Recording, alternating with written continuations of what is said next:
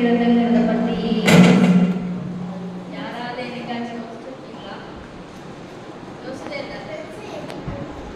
நல்ல ஃப்ரெண்ட்ஸ் எப்படி உருவாக்குறது?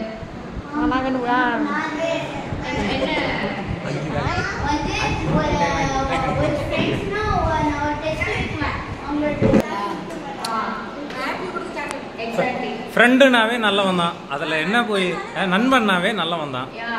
ஸோ அதே மாதிரி தான் உங்களால் நீங்கள் ஃப்ரெண்டாக வந்து சூஸ் பண்ணணும். ஓகேவா? இந்த டைம் அது ரொம்ப யூஸ்ஃபுல்லாக இருக்கும். ஏன்னா நான் நிறைய அனுபவிச்சிருக்கேன் என்னோட ஃப்ரெண்ட்ஸால். நான் கஷ்டப்படும் போதே என்னை பார்த்து சிரிக்கிறவங்களும் நிறைய பேர் இருக்காங்க, என்னை பார்த்து ஹெல்ப் பண்ணுறவங்களும் நிறைய பேர் இருக்காங்க. இது வந்து இப்போ உனக்கு ஒரு ப்ராப்ளம் வருதுன்னு வச்சுக்கோயேன், அந்த ப்ராப்ளத்துலேருந்து you get figure out. Like கேஸில் வந்துட்டு எங்கள் அம்மாவுக்கு உடம்பு முடியாதப்ப எங்கள் அம்மா ஹாஸ்பிட்டலில் இருப்பாங்க. அப்போ நான் வந்து செகண்ட் ஸ்டாண்டர்ட் படிச்சிருந்தேன். அப்போ என்னோட ஃப்ரெண்ட்ஸ் தான் எனக்காக அவங்க வீட்டில் இருந்து எனக்காக எனக்கும் சேர்த்து எக்ஸ்ட்ராவாக லஞ்ச் எடுத்துகிட்டு வருவாங்க.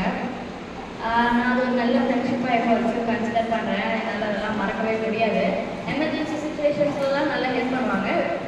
எங்கள் அப்பா உடம்பு தான் எங்கள் அப்பா வந்து ஹாஸ்பிட்டலில் ரஷ் பண்ணி கூட்டிகிட்டு போவாங்க.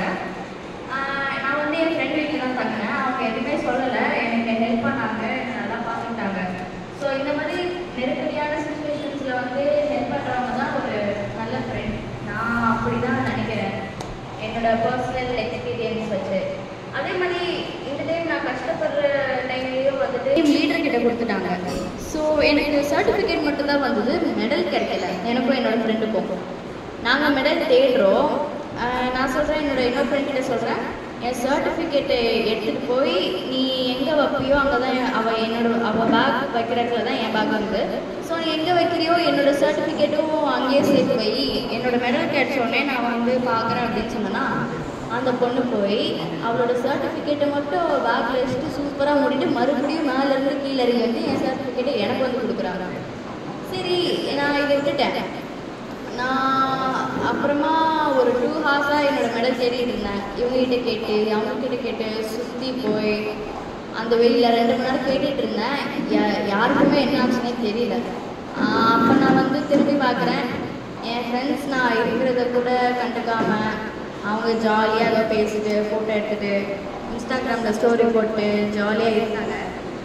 ஸோ அப்போ நான் ஃபிகர் அவுட் பண்ணேன், ஓகே இவங்களோட நேச்சர் இதுதான் அப்படிங்கிற மாதிரி. அதுக்கப்புறம் அமைதியாக இருந்தேன், பேசவே இல்லை. நான் ஒரு 1 வீக் அப்புறம் நான் ஸ்கூல் போனேன். 1 வீக் லீவ் போட்டிருந்தேன். அதுக்கப்புறம் ஸ்கூல் போனேன். அப்போ எனக்கு வந்து நான் ஒருத்தவங்களை கேரக்டரைஸ் பண்ணி வச்சுருந்தேன், இவங்க இப்படி தான் வந்து கடைசி வரைக்கும் தேடி கண்டுபிடிச்சி வந்து என்கிட்ட வந்து கொடுத்தாங்க. ஸோ நான் யார் வந்து நம்புறேனோ அவங்க எனக்கு ஹெல்ப் பண்ணல. நான் யார் வந்து இவங்க இப்படி தான் நான் யோசிச்சு கேரக்டரைஸ் பண்ணி வச்சுருக்கேனோ அவங்க தான் கடைசியில் வந்து எனக்கு ஹெல்ப் பண்ணாங்க. ஸோ என்னை பொறுத்த வரைக்கும் வாழ்க்கையில் வந்து ஃப்ரெண்ட்ஸுங்கிறது ஒரு ரொம்ப முக்கியமான பார்ட். அது வந்து கொஞ்சம் நல்லா கவனித்து நல்லா செலக்ட் பண்ணிக்கோங்க. Thank you so much.